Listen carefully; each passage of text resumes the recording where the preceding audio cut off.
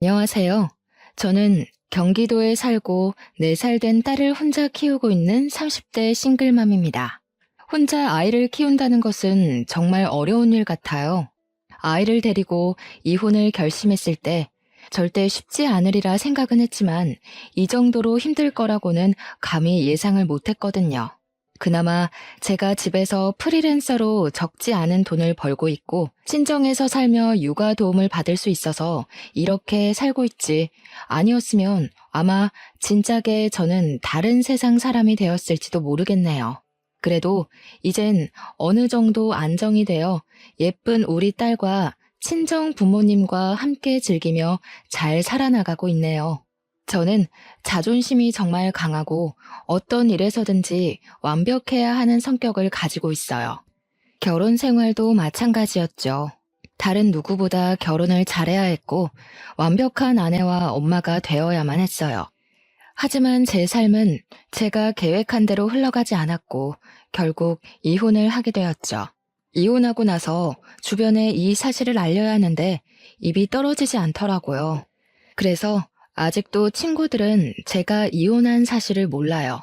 사실 이곳에 처음으로 이혼한 사실을 밝히는 것이랍니다. 솔직히 이혼하고 혼자 아이를 키우는 이야기가 듣기 좋게 들릴 분은 아무도 없겠지만 그래도 저의 살아온 이야기를 듣고 누군가는 여기서 살아갈 힘을 얻게 될 수도 있지 않을까 하는 생각에 큰 용기를 내어 사연을 보내요. 저는 앞서 말한 바와 같이 공부도 꽤 잘했고 좋은 대학 건축공학과를 나와 아주 좋은 회사에 입사했어요. 처음 입사한 회사였음에도 어린 친구가 일도 잘하고 성격도 좋다고 인정받으며 입사 동기보다 더 빠른 진급을 할 수가 있었죠. 이렇게 승승장구의 인생을 달리고 있는데 어느 날 모르는 번호로 문자가 왔어요. 혹시 이정희 씨 핸드폰 맞냐고요. 그래서 제가 이정희 맞는데 누구시냐고 했더니 제가 초등학교 때 정말 많이 좋아했던 남자 동창 김동근이었어요. 동근이와 저는 인생에서 가장 순수했던 초등학교 시절 서로 너무 좋아했어요. 우리는 항상 아침마다 만나 손을 꼭 잡고 등교를 했어요. 그 모습을 본 친구들이 다들 놀렸지만 그래도 꿋꿋이 손을 잡고 초등학교 6학년까지 같이 등하교했어요. 학교가 마치면 서로의 집에 놀러가 부모님께 인사를 드리고 같이 놀고 책도 읽고 간식도 먹으며 시간을 보냈죠. 전교생이 다 알고 선생님들도 다 알 정도로 유명한 커플이었지만 졸업 후 다른 중학교로 가며 자연스럽게 연락이 끊겼어요. 이랬던 친구에게 연락이 오니 너무 반가웠어요. 그래서 퇴근 후 바로 동근이에게 전화를 걸었죠. 동근이도 마침 우리 회사 근처에 다니고 있었고 그렇게 우리는 몇 번 만나 연애를 시작하고 결혼까지 했어요. 이제는 시부모님이 된 동근이네 부모님도 저를 원래 알고 계셔서인지 매우 잘해주셨고 우리 부모님도 코 질질 흘리며 손잡고 다니던 아이들이 어른이 되어 다시 만난 것을 보면 보통 인연은 아닌 것 같다며 우리의 시작을 응원해 주셨어요. 이렇게 우리는 모두의 축복 속에 아무 문제 없이 결혼하게 되었어요. 결혼 후 바로 저는 임신을 했어요. 임신한 후에도 꼼꼼하고 완벽을 추구했기에 회사에서도 여전히 인정받으며 일을 했고 집에서도 청소며 빨래며 음식이며 완벽하게 집안을 꾸려나갔어요. 시부모님께 일주일에 2번씩 안부 전화도 꼬박꼬박 드리고 생신 때는 제가 직접 장을 보고 생신상을 차리기도 했죠. 매일 아침 6시에 기상을 하고 8시면 집에서 나와 회사로 출근을 하고 7시에 퇴근해서 집에 오면 집안일하며 하루를 마무리했어요. 남편도 저를 틈틈이 도와주려고 했지만 남편 회사는 항상 일이 너무 많았어요. 그래서 야근하고 오면 매일 밤 10시나 11시였고 주말에도 걸핏하면 출근이라 집안일을 할 수가 없었어요. 그래도 저에게 너무 잘해주었어요. 그래서 남편이 집안일을 하나도 못해도 거기에 대해서 불만은 전혀 없었어요. 우리 둘이 합치면 돈도 적지 않게 벌고 집안에서도 회사에서도 정말 완벽에 가까운 생활에 행복함을 느끼며 살고 있었죠. 뱃속의 아기도 저의 행복함을 아는지 주스에 맞게 건강히 잘 크고 있었고, 임신 9개월 차에 들어서며 1년의 육아휴직에 들어갔어요. 육아휴직 첫날 아침, 평소처럼 아침 일찍 눈이 떠졌어요. 남편은 출근하고 저는 집에서 그동안 회사 다니느라 바빠서 꾸미지 못했던 아기의 방을 정리하려는데 갑자기 진통이 오기 시작하더라고요. 가진통이라고 하기에는 너무 아팠고 주기도 제법 일정했어요. 뭔가 느낌이 이상해서 택시를 불러 병원을 향했어요. 병원에서는 출산이 시작되었으니 얼른 보호자에게 연락하라고 하더라고요. 저는 남편과 부모님, 그리고 시댁에 연락을 했어요. 남편은 저의 연락에 바로 오고 시어머니도 바로 오셨어요. 그리고 부모님은 일이 있어서 지방에 내려가셨다고 빨라야 오늘 밤늦게 갈 수 있다고 하시더라고요. 저는 남편도 있고 시어머니도 있으니 걱정하지 말고 일 보고 천천히 오라고 말씀드렸어요. 본격적인 진통이 시작되면서 양수가 터졌어요. 그런데 아기가 위에서 내려오지 않는다고 하더라고요. 게다가 진통의 주기는 점점 짧고 심해졌어요. 태어나서 처음 느낀 뭐라 말로 표현할 수조차 없는 진통에 정말 이러다 죽겠다 싶었어요. 양수도 터진 데다가 오랜 진통으로 지칠 대로 지쳐서 이제는 힘을 줄 수도 없는 상황이 되었죠.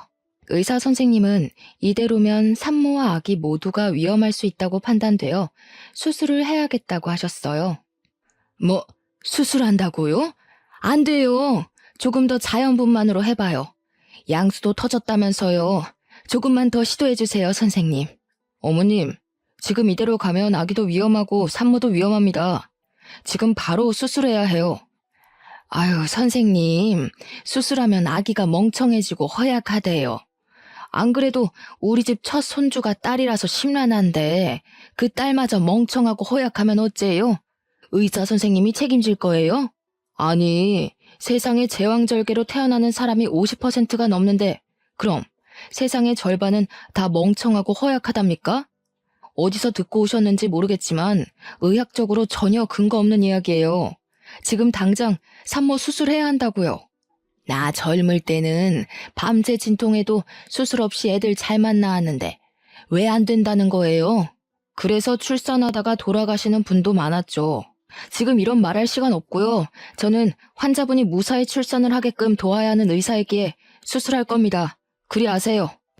결국 의사 선생님 말씀대로 저는 수술실로 들어갔어요.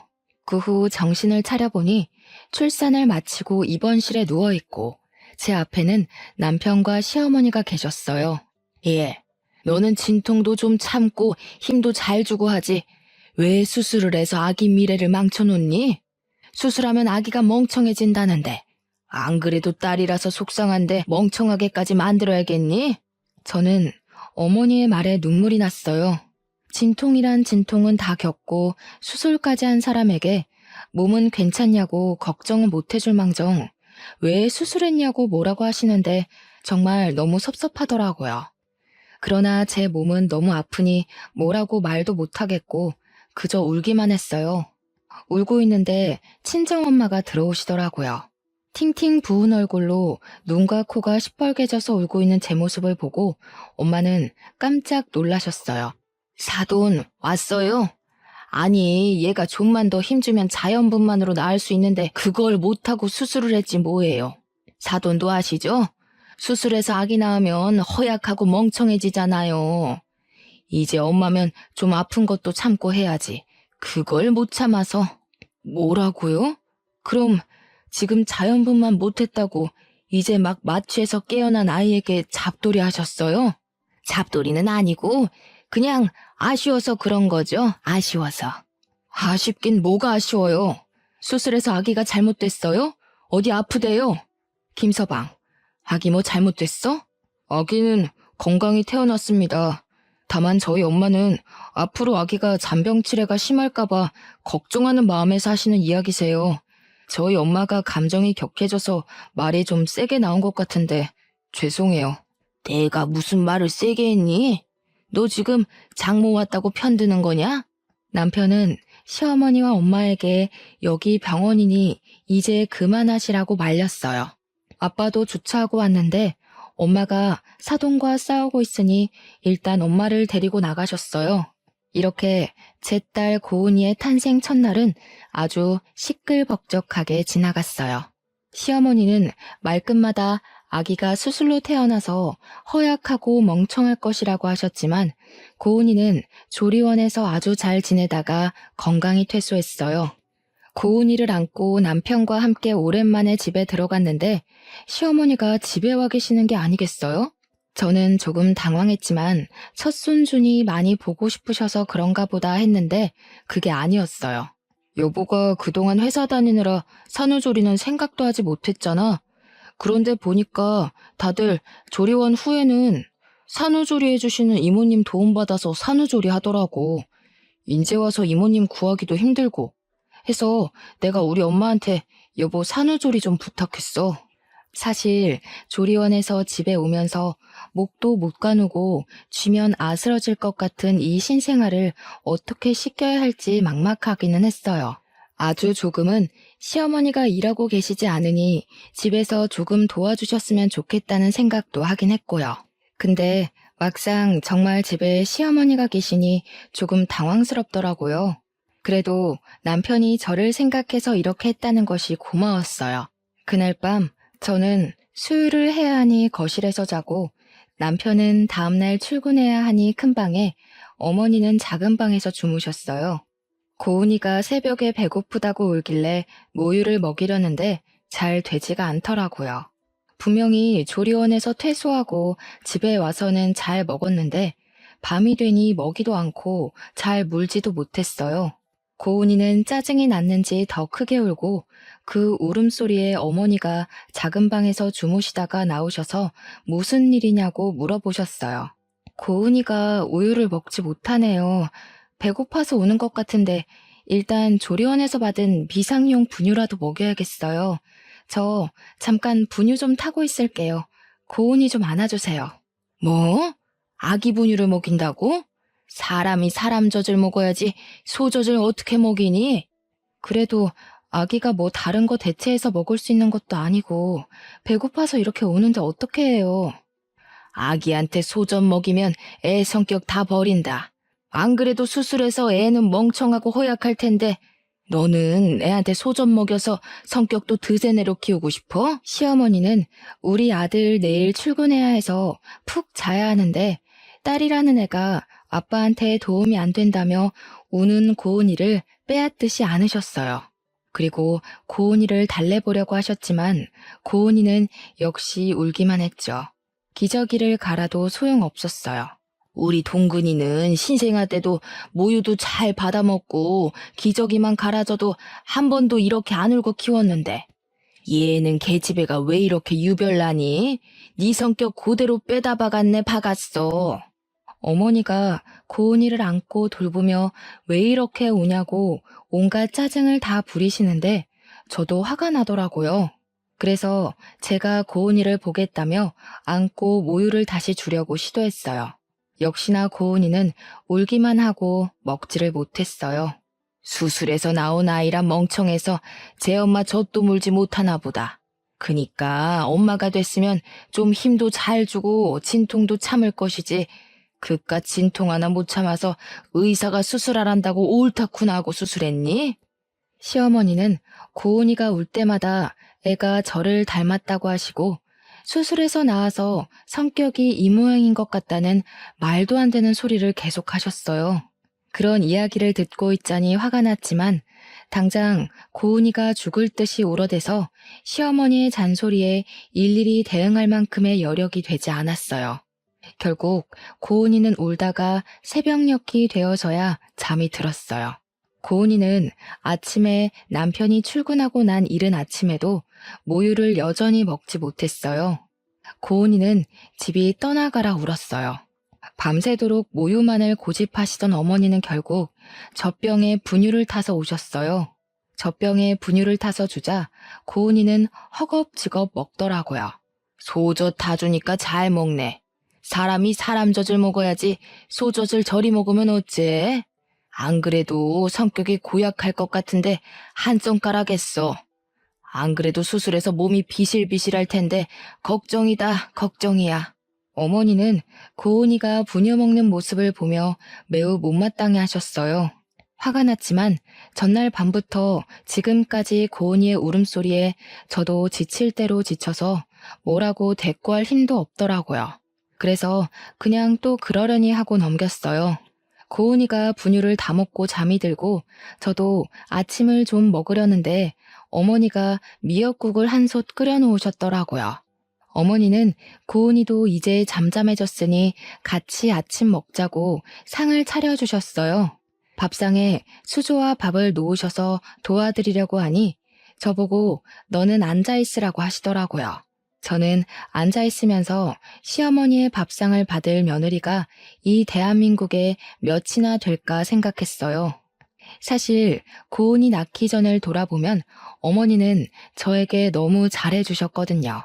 제가 임신했을 때 먹고 싶은 음식이 있다고 하면 바로 만들어주시고 시댁에서도 설거지 한 번을 시키지 않으셨어요. 이렇게 좋으신 분인데 지금은 산후조리해 주시느라 어머니도 피곤하셔서 말이 다소 거칠게 나오는 것뿐이지 제가 싫거나 한 건 아닐 것으로 생각했어요. 정말 감사히 밥을 먹으려는데 제 미역국 그릇에는 미역에 국만 없이 맑은 국물만 있고 어머니 본인의 국그릇에는 미역에 소고기까지 잔뜩 있더라고요.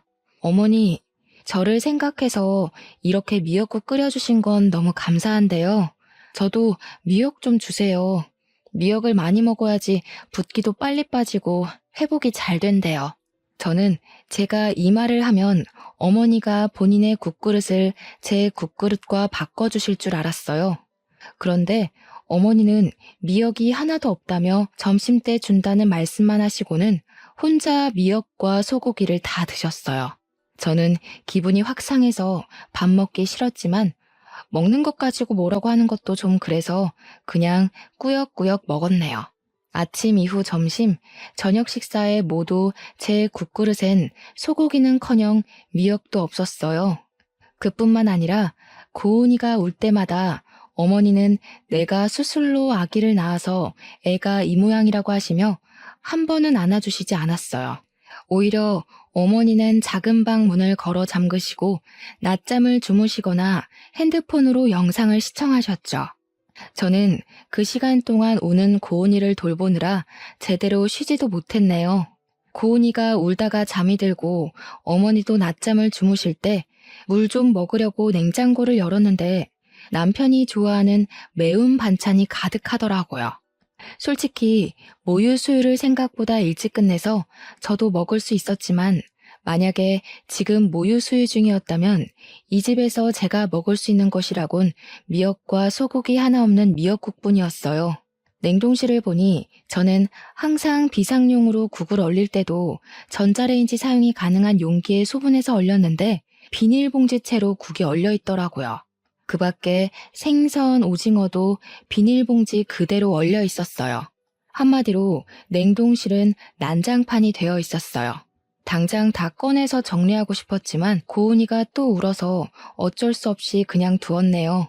그렇게 전쟁 같은 하루가 지나고 밤이 되어 남편이 퇴근했어요. 어머니는 남편이 오자마자 오늘 미역국 끓여서 제 밥상 차려주고 고은이도 봐주느라 온몸이 쑤신다고 하셨어요. 어머니의 이야기만 들은 남편은 세상에 이런 어머니가 어딨냐며 우리 엄마한테 효도하라고 하더라고요.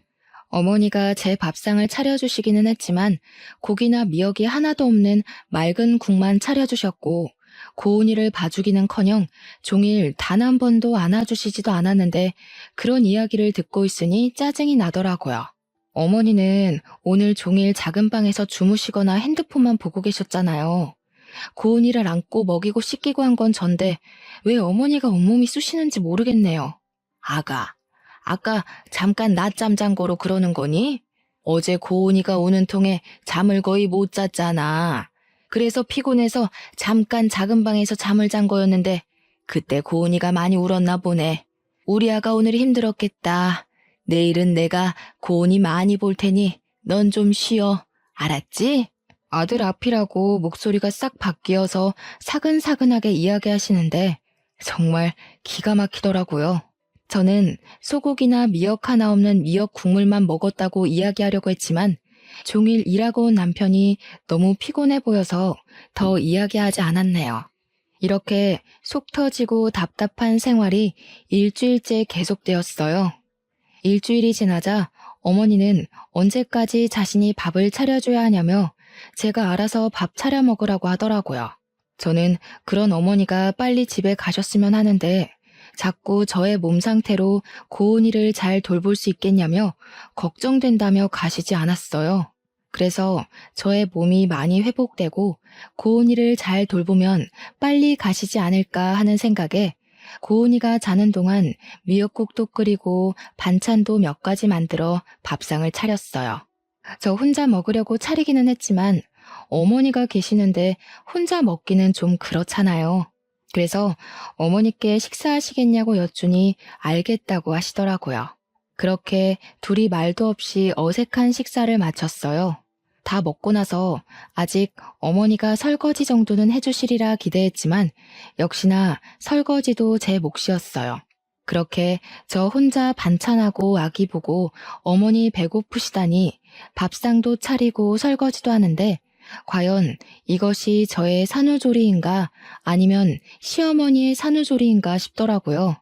답답한 마음에 밤에 어머니 주무실 때 남편에게 하소연도 했지만 남편은 어머니라고 편하시겠냐며 나이 드시고 힘드신데 그래도 며느리 생각해서 이렇게 계시는데 조금만 더 참으라고 하더라고요.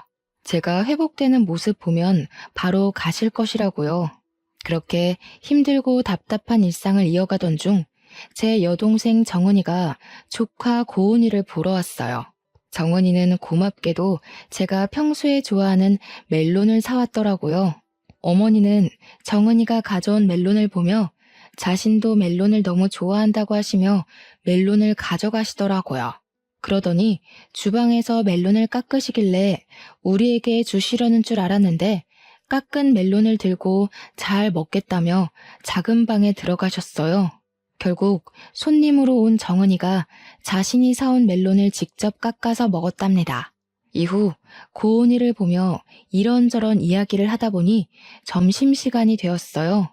제가 같이 점심을 먹으려고 밥을 하려고 주방에 가니 정은이가 놀라서 쫓아오더라고요. 언니는 산후조리 중인데 왜 밥을 하냐고요. 그러면서 평소에도 설마 시어머니는 하나도 도와주시지 않고 언니 혼자 밥 차리고 고은이 돌보고 한 거냐고 하며 걱정하더라고요. 저는 정은이가 걱정할까봐 아니라고 대충 둘러댔어요.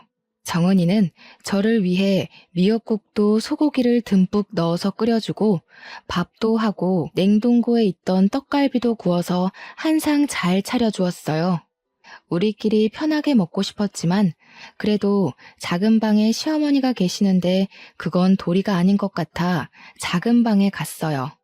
어머니는 멜론 한 통을 다 드시고 코를 골며 주무시고 계시더라고요. 제가 깨워서 식사하시라고 하니 비몽사몽으로 안 먹는다고 하시고는 다시 주무셨어요. 우리끼리 맛있게 먹고 상을 치우려는데 어머니께서 나오셨어요. 세상에, 시어미 잔다고 깨우지도 않고 너희끼리만 먹었냐? 진짜 너무하는구나. 어머니, 제가 아까 밥 다 준비해서 깨웠는데 어머니가 안 먹는다고 하셔서 저희끼리 먼저 먹었어요. 지금 바로 다시 차려드릴게요.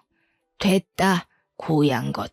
엎드려 절 받기도 아니고 내 딴에는 그래도 너 생각해서 불편한데도 여기 와 있는데 그런 내 생각은 안 하고 너희끼리만 먹냐?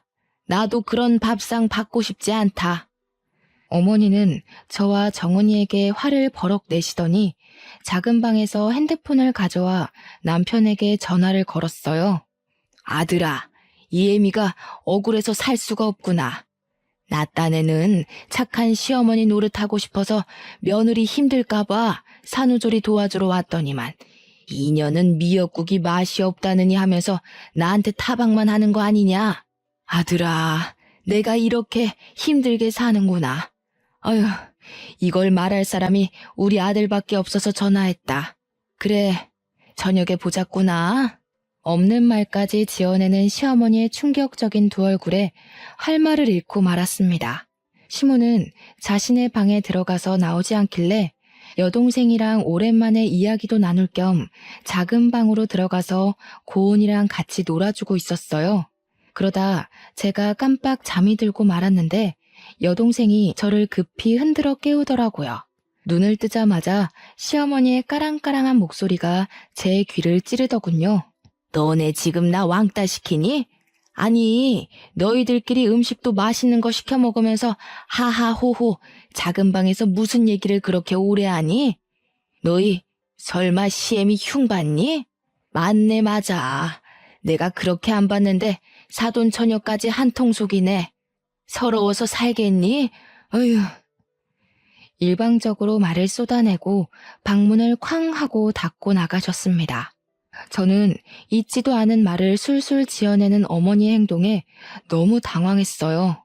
그리고 정은이에게 이런 어머니의 모습을 보여주기 부끄러워 일단 정은이는 집으로 급히 보냈어요.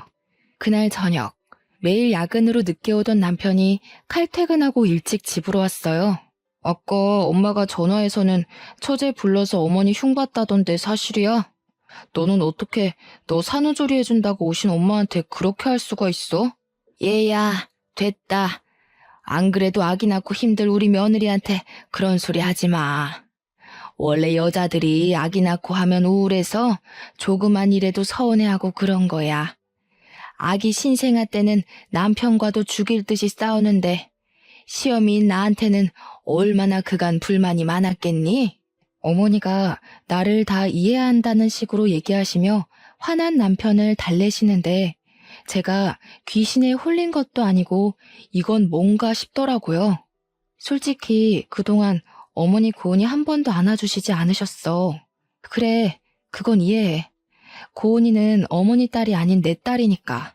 그런데 산후조리 해주신다고 오셔서 내가 삼시세끼 밥상 다 차려드리고 설거지도 했어. 알아?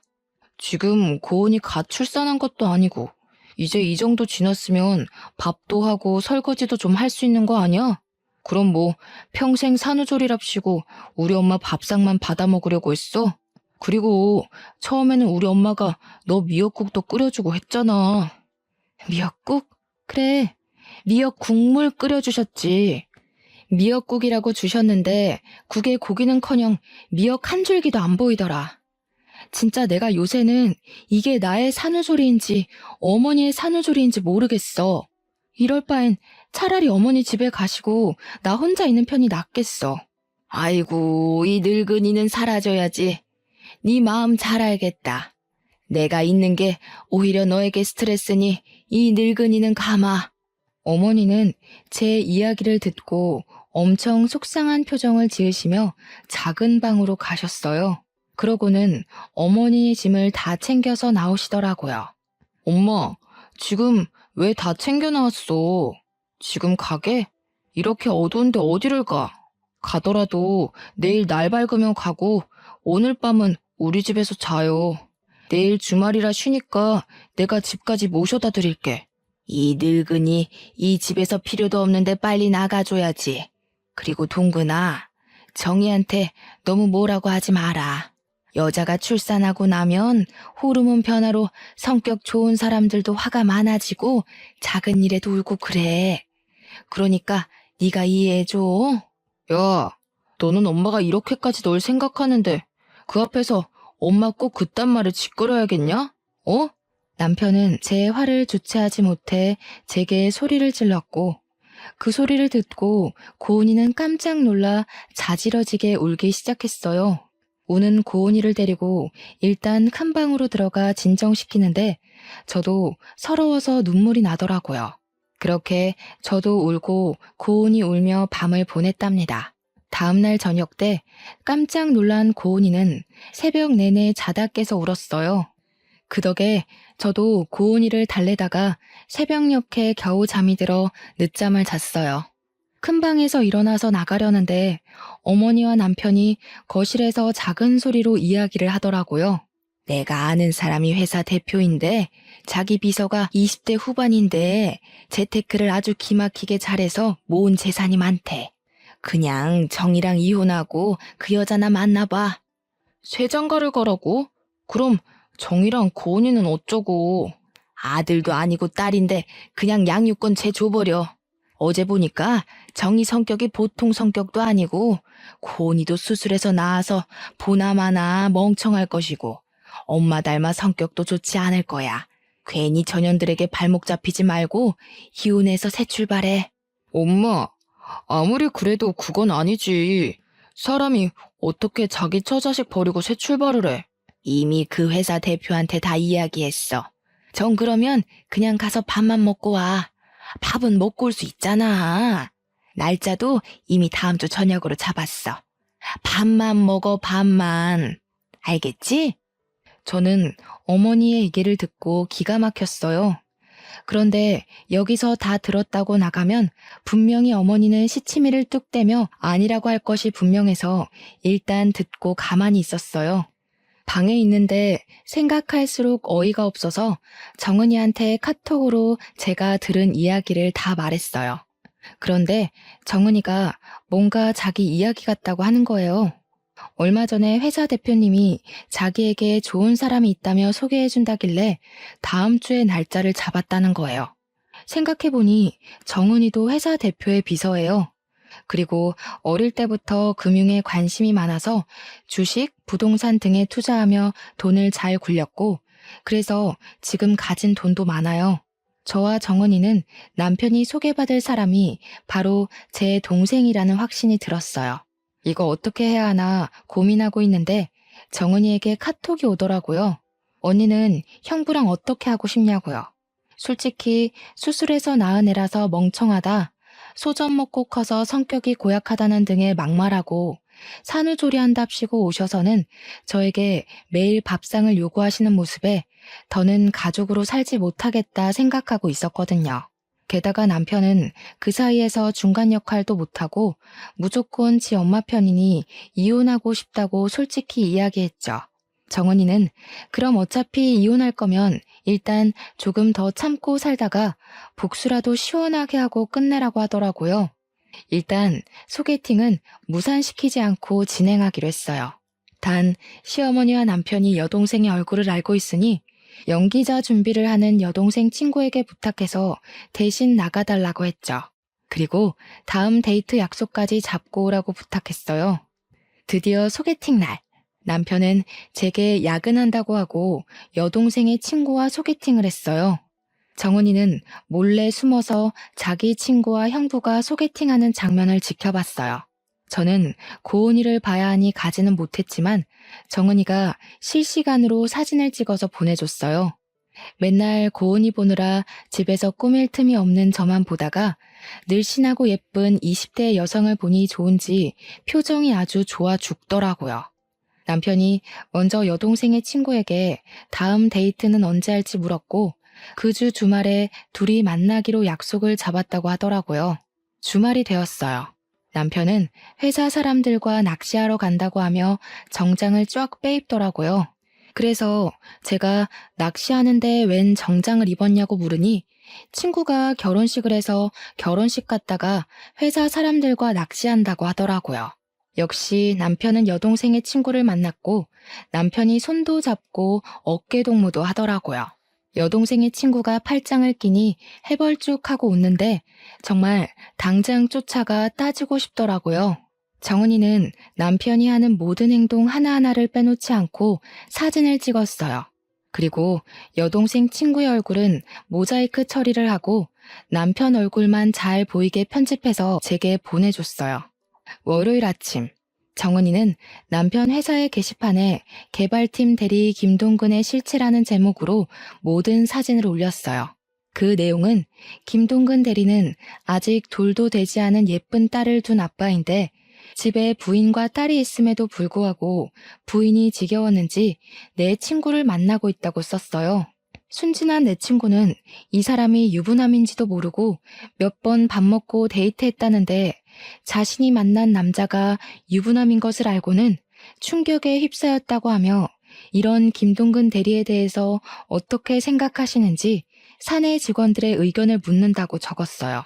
댓글을 보니 누군가가 김동근 대리는 회사에서 평이 아주 좋은 분인데 그럴 리가 없다며 그냥 와이프와 데이트한 것인데 오해하고 쓴 글 아니냐고 하더라고요. 그런데 그 밑에 댓글을 보니 자기가 김동근 대리의 아내 되시는 분을 안다면서 그분은 키가 작고 통통한 체형인데 여기 모자이크 처리된 사진 속의 여자분은 키도 크고 늘씬한 것이 아내는 확실히 아니라고 적혀 있었어요. 그 댓글로 인해 남편은 자기 자식 낳아준 아내를 버리고 새로운 여자를 찾아 나선 천하의 나쁜 놈이 되어버렸어요. 저는 동생의 작품에 감탄하며 저는 저의 복수를 시작했어요. 저는 작은 방에서 주무시고 계시는 어머니의 핸드폰을 가져왔어요. 그리고 어머니의 핸드폰에 카톡으로 들어가 정은이가 보내준 사진들을 첨부했어요. 그 밑에는 이명자님의 아들 김동근은 딸이 있는 가정의 가장인데 부인이 지겨웠는데 새로운 여자를 만나고 있다는 내용을 함께 적어 카톡에 저장된 모든 지인에게 전송했어요. 그리고 제가 준비한 음성 파일을 하나 더 보냈어요. 사실 어머니가 남편에게 새로운 출발을 하라고 권하신 그날 이후부터 어머니가 저에게 했던 말들을 다 녹음했거든요. 그 녹음 파일에는 고은이가 울 때마다 제가 수술로 나와서 애가 멍청하다고 하신 말, 제게 집안일을 시키고 집안일을 제대로 하지 못하면 너는 얼굴도 못생겨서 일도 못한다고 구박하셨던 말, 인격 모독한 말과 욕설을 하신 것까지 매우 상세하게 녹음했어요. 그리고 이 모든 것을 듣기 좋게 편집을 했어요. 요새는 핸드폰 어플이 잘 나와서 음성 파일 편집은 아주 쉽더라고요. 그 후 이명자님의 산후조리 중인 며느리에게 했던 말이라는 제목을 써서 이 음성 파일을 카톡에 저장된 모든 사람에게 보냈어요. 잠시 뒤 어머니 핸드폰으로 전화가 오고 카톡 오고 난리가 났어요. 어머니 친구분 중에는 나도 엄마가 수술해서 나왔는데 그럼 나도 멍청한 거냐며 어떻게 같은 여자가 돼서 며느리한테 그러냐고 너같이 무식한 년이랑 더는 만날 수 없다며 화를 불같이 내셨어요. 어머니가 전화하고 카톡하며 이 사태를 수습하고 있는데 남편이 죽을 상을 짓고 집에 오더라고요. 엄마가 소개해준 그 여자와 데이트한 사진을 누가 사내 게시판에 올려서 사장실에까지 끌려가서 혼났대요. 그리고 본사에서 쫓겨나 아무 연고가 없는 지방으로 발령을 받았다더라고요. 저는 그렇게 괴롭게 하던 모자가 쩔쩔매는 모습을 보니 웃음을 참을 수가 없었어요. 저는 그 모습을 보며 깔깔거리며 웃었어요. 남편과 어머니는 이 심각한 상황에 갑자기 웃고 있는 저를 보며 이해 못하겠다는 표정을 지으시더라고요. 그래서 두 사람에게 사실 이 모든 일을 저와 제 동생이 계획했다고 말했어요. 그럼 너랑 처제가 이 모든 걸 다 계획한 거라고? 왜? 도대체 왜? 아무리 그래도 그렇지 어떻게 네가 남편과 시어미한테 이럴 수가 있냐? 네가 그러고도 사람이냐? 그러니까 저한테 적당히 하셨어야죠. 어머니가 그동안 고은이 울고 뗐을 때마다 수술로 나와서 애가 멍청해서 저런다며 하실 때 저 정말 속상했지만 참았어요. 제가 사랑하는 남편을 낳아주신 어머니시고 또 어머니도 힘드시니 이러시는 거겠지 했어요. 근데 왜? 우리끼리의 문제를 왜 밖에 퍼뜨려서 이렇게 쪽팔리게 만드냐고 왜? 그런데 어머니가 남편에게 새살림 차리라고 하시는데 정말 그때는 못 참겠더라고요. 아니, 그 와중에 제가 더는 참을 이유가 없죠. 이미 두 사람은 저와 고은이를 버리고 다른 살림을 차릴 계획을 세우는데 제가 왜요? 그럼 그냥 나에게 얘기라도 했어야지. 이야기? 너 그동안 내가 얘기하면 듣는 척이라도 했니? 어머니한테 막말, 욕설 들을 때 어머니가 이렇게 하셨다고 얘기하면 우리 엄마가 그럴 리가 없다며 내 이야기는 들으려 하지도 않고 오로지 네 엄마 편만 드는 너한테 내가 무슨 얘기를 해. 내 입만 아프지. 그래도 좀 더 나한테 얘기를 하지 그랬어. 꼭 이렇게까지 일을 크게 벌려야겠어? 우리 고은이는 어떡하라고. 고은이를 그렇게 생각하는 양반이 젊은 여자랑 손잡고 어깨동무하고 다니냐? 인제 와서 고은이 핑계를 대면서 날 막으려는 생각하지 마. 다 필요 없고 이혼이야. 우리 이혼해. 아, 너는 새장가 가야 하니까 고은이는 내가 데리고 살게. 양육권 꿈도 꾸지 마라. 저는 남편과 어머니께 그동안 참고 왔던 모든 서러운 것들을 다 이야기했어요. 그리고 저와 고은이의 짐을 챙기고 고은이를 안고 집에서 나왔어요. 남편과 어머니는 망연자실한 표정으로 주저앉아 이제 어떻게 사냐며 울고 있더라고요. 밖으로 나가니 이미 정은이가 와 있더라고요. 정은이의 도움으로 짐을 싣고 차에 타 친정으로 갔어요. 엄마는 정은이에게 들어 대충 제 상황을 알고 계셨어요. 그러면서 그런 집구석에서 참고 있는 건 멍청이 같은 짓이라고 하시며 그동안 고생했다고 저를 꼭 안아주셨어요. 엄마에게 행복하게 잘 사는 모습 보여드리고 싶었는데 그러지 못하고 이혼이라는 큰 부류를 저지르고 왔는데도 뭐라고 하지 않으셨어요. 오히려 잘했다고 이야기해 주시니 너무 감사하고 죄송하더라고요. 그 뒤로 우리의 이혼은 빠르게 진행되었어요. 시어머니는 부끄럽다고 지인들과 연락 다 끊고 남편 따라서 아무도 알지 못하는 지방에서 있는 듯 없는 듯 살고 계시다고 하더라고요. 저는 제가 다니던 회사 인사부 팀장님이 제 사정을 어떻게 아시고 사무실 직원에서 재택 프리랜서로 전환해 주셨어요. 그 덕에 친정에서 고은이를 돌보며 일을 할 수 있게 되었어요. 그리고 싱글맘들을 위한 작은 모임도 만들었어요. 제가 싱글맘이 되어보니 생각보다 너무 힘들더라고요. 경제적인 여건도 되고 친정의 도움을 받는 저도 이렇게 힘이 드는데 그렇지 못한 상황에 놓인 싱글맘들은 정말 너무 힘들겠더라고요. 그래서 싱글맘들끼리 모여 서로 위로해주고 도와주면 좋겠다 싶었거든요. 그리고 모임 멤버들 중에서 여건이 되는 사람들끼리 모여 봉사활동을 꾸준히 하고 있어요. 그 결과 얼마 전에는 시에서 좋은 일 한다고 봉사상도 받았답니다. 공부도 일도 생활도 모든 것이 완벽해야만 했던 제가 이렇게 이혼 이야기하며 사연을 보내기까지 정말 많은 고민을 해야 했어요. 글을 써놓고 보낼지 말지 오랜 시간 생각하다가 이혼한 저 자신을 자체로 인정하고 받아들이기 위해 큰 결심을 하고 드디어 이렇게 사연을 보내네요. 그동안 꽁꽁 숨겨왔던 저의 비밀 이야기를 털어놓고 나니 속이 다 후련하고 시원하네요. 사실 처음에 이혼하고 나서 저는 결혼과 인생에 실패한 사람이라며 자책만 하고 살았어요. 그러나 저만 보면 사랑스럽게 웃어주는 우리 고은이를 보며 살아갈 희망을 얻고 용기를 내었네요. 아마 제 사연을 듣고 있는 분 중에도 저처럼 이혼하시고 저의 지난날처럼 힘들어하시는 분들도 계실 거예요. 물론 이혼을 하면 많이 힘들죠. 하지만 이혼은 실패가 아니라 새로운 인생의 시작일 뿐이라는 생각으로 열심히 살아내셨으면 좋겠어요. 저 역시 이혼의 아픔을 딛고 이겨내서 앞으로도 더 열심히 살아가겠습니다. 제 아무리 추운 겨울이라고 해도 시간은 흐르고 흐르면 언젠간 반드시 따뜻한 봄날이 오잖아요. 지금 너무 힘든 시간을 보내고 있다고 해서 너무 절망에 빠져 있지는 마세요. 언젠가 우리의 인생이 흐르고 흐르다 보면 반드시 봄날이 올 것이에요. 그러니 우리 모두 힘내서 하루하루를 최선을 다해 열심히 살아봐요. 오늘도 다들 파이팅입니다. 지금까지 저의 사연 들어주셔서 감사합니다.